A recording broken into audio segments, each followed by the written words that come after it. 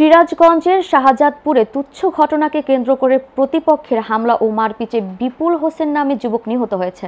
শুক্রবার সন্ধ্যায় পৌর শহরের রামবাড়ি মহল্লায় এই ঘটনা ঘটে। নিহতের পরিবারের লোকজন বলেন, বসার জন্য একটি মাচাল দেওয়াকে কেন্দ্র করে স্থানীয় তয়জালের ছেলে রেজা সহ কয়েকজন মিলে বাধা দেয়। এই তুচ্ছ ঘটনাকে কেন্দ্র করে তয়জালের ছেলে রেজার নেতৃত্বে 20 থেকে 25 জনের একটি বাহিনী দেশীয় অস্ত্রশস্ত্রে সজ্জিত হয়ে বিপুলের বাড়িতে এসে অতর্কিত হামলা চালায়। এতে গুরুতর আহত হয় বিপুল হোসেন নামে এক যুবক। পরে বিপুলকে প্রথমে উপজেলা স্বাস্থ্য কমপ্লেক্সে নেওয়া হয়। উন্নত চিকিৎসার জন্য সিরাজগঞ্জ হাসপাতালে নেওয়ার পথেই মারা যায়।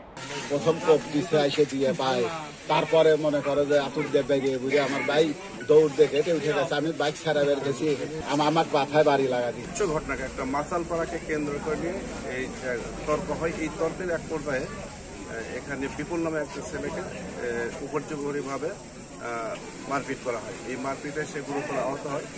আহত হওয়ার পর তাকে প্রথমে কোথাদিন হাসপাতালে, পরে সেখান থেকে সিরাজগঞ্জ হাসপাতালে নিলে প্রতিমধ্যে সে হাসপাতালে সে মারা যায়। আমরা সেই সংবাদে প্রাথমিকভাবে শাহজাদপুর থানা পুলিশ এখানে আমরা এসেছি। আমরা অভিযুক্তদের গ্রেপ্তারের জন্য আমরা অভিযান শুরু করছি।